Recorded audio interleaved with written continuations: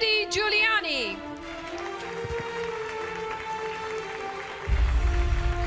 Thank you very much for having me. It's a great pleasure.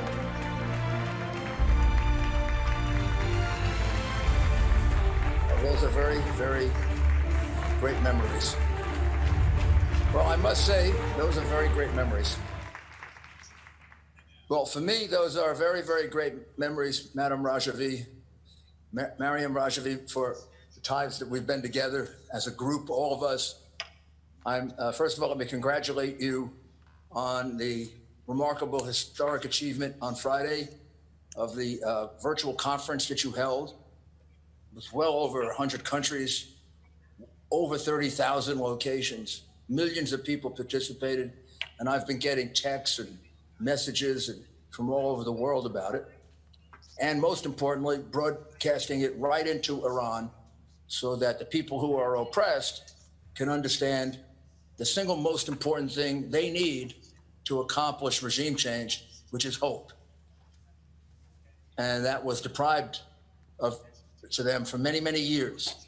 But a combination of your steadfast leadership and courage of you, the NCRI, the MEK, and now an American government that is not a government of appeasement, but a government that seeks the best for the Iranian people.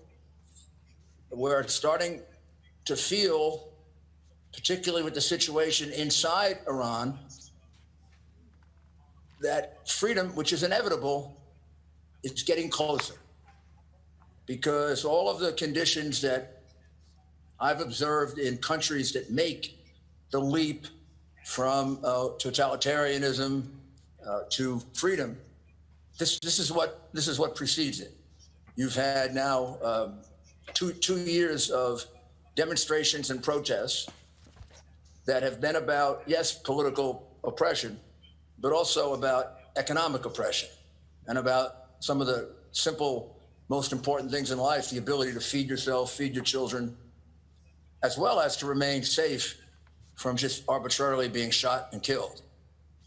And the regime, when this began back in November, January, a year and a half ago, when this all began, the regime, I think, expected to put this out in very short order. But they were met with a couple of things that were different. They were met with an American administration that didn't do what President Obama disgracefully did, turn his back when people were just asking for some words of hope, failing the test that Ronald Reagan set back in the 80s when he embraced solidarity in Poland, and it was considered the critical moment. It took another 6 or 7 years, but the critical moment for the fall of the Soviet Union, the Berlin Wall, the liberation of many of the countries that are now your strongest supporters in Eastern Europe, because they understand liberty, freedom, because they've had an experience with totalitarianism that's a lot closer than Western Europe.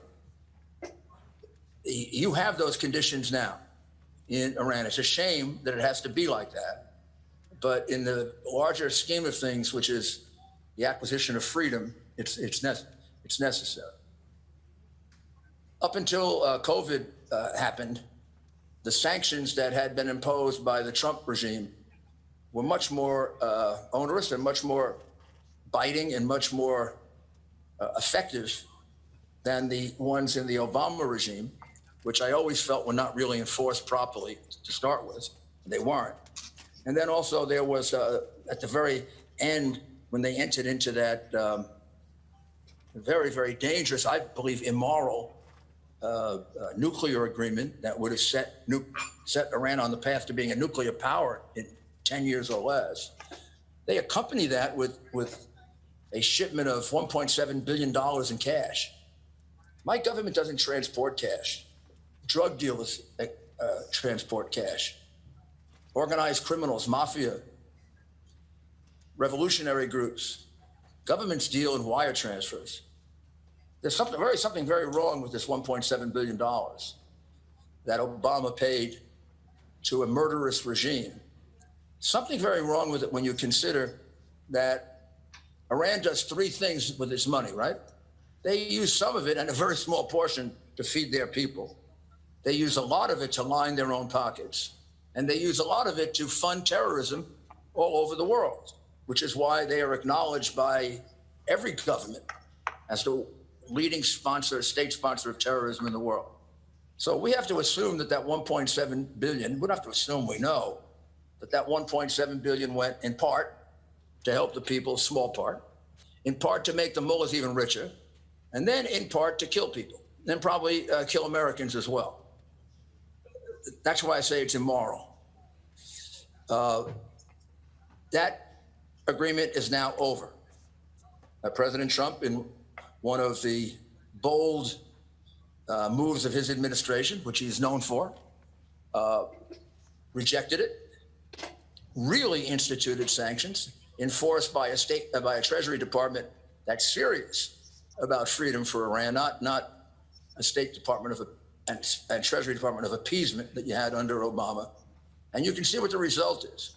Even without other countries in Europe supporting our sanctions, even with those countries doing business with Iran, Iran is crushed economically because despite the rumors about the United States, it's still by far the strongest economy on earth and the strongest banking system. And there's almost no comparison. There is no comparison. If the United States wants to cut you off economically, it can cut you off economically, whether you're Russia or China or certainly Iran, which is what we did. And that led to the protests, that led to the pictures we saw of people in the street starving. A shame. You don't want that, but you need that in order to overthrow this regime. And now the pictures in the street and the signs about overthrowing the Ayatollah, overthrowing the mullahs, and just as importantly, the pictures of Maryam Rajavi, of MEK, NCRI, even American flags. This is what happens when a regime falls. It falls from the bottom up. The conditions are there. It's going to happen. I don't know when. I'd like to accelerate it. And when I say I don't know when, it's going to happen within the foreseeable future. I'd like it to happen today because the first day that it happens is the first day people stop dying and stop being killed, and particularly our people who are fighting for freedom. But there is something that we can add to this that would really help, and it's an effort that we all have to make. And that is we have got to get the European governments to finally support decency, to finally support what they supposedly stand for, democracy and freedom. My goodness, they went through their own revolutions to accomplish democracy and freedom. And although I may say with some degree of ethnic national pride that it was my country that led the way on revolution, the French Revolution followed the American Revolution, still, when you consider that in the 19th century, many, many Europeans died for freedom, and then in the 20th century, they died to defend freedom along with my countrymen, they should be on the side of your freedom and not on the side of greed. And we've got to work on that, and we've got to isolate them, and we've got to point that out, because the more pressure we can put on Iran, the faster this will happen. I believe we're going to have to wait a bit. It's unfortunate. I believe we're going to have to wait a bit because the Iranian government is very, very shrewd. It spends an enormous amount of money trying to corrupt my government and sometimes succeeds.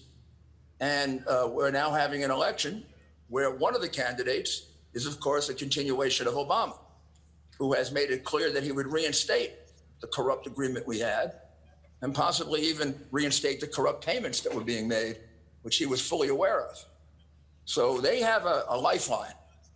They have a lifeline to an American administration that would be as weak, as empowering for them as they could possibly imagine, with all the same players that we had to deal with that cost the death, unnecessary death of maybe 100 or 120 of our people when they were, I believe, imprisoned in Iraq and just, delivered up to the tender mercies of the Iranians. But I can assure you the American people are too intelligent, take a big step backwards. And I believe, although no one can be sure, that in November we'll have a continuation of this administration. And I believe a continuation of the policy that's proven to be much more effective, which is to isolate Iran, to put maximum pressure on them because they're slaughtering their own people and others. And also to put even more emphasis now on the fact that there is an alternative, and that alternative is demonstrating itself every day, including on Friday. By being able to do what you did on Friday and what you did last year in Ashraf and the year before when we were almost bombed in Paris, these gigantic world meetings that have such impact, you show that you can stand up a government. You show that we wouldn't have to delay a day. This would not be another Iraq where we got rid of Saddam Hussein and then we didn't know what to do. This would be more like what happened in, going back, to Italy and Germany and Japan. We've got a government ready, an interim government ready. It's not going to be imposed on anyone for any lengthy period of time, but it's going to be there for the transition and for the elections. So let's continue. We have things we have to accomplish in Western Europe. We have things we still have to accomplish in the United States. We've got to get past this election in the right way. And then I think I see a very strong path. And I just expect that one morning I'm going to wake up and it's going to be either Maryam Rajavi or Farzin on the phone. And they're going to say, Mayor, you can't believe it, but they overthrew the government. That's the way it happened with the miserable, crooked communists. And that's the way it's going to happen with these insane murderers. And the regime of terror will end. And all of you who have participated in it, all of you will have you've written an important chapter in how human beings strove for and obtain freedom under the leadership of a truly great woman, Maryam Rajavi. Thank you very much.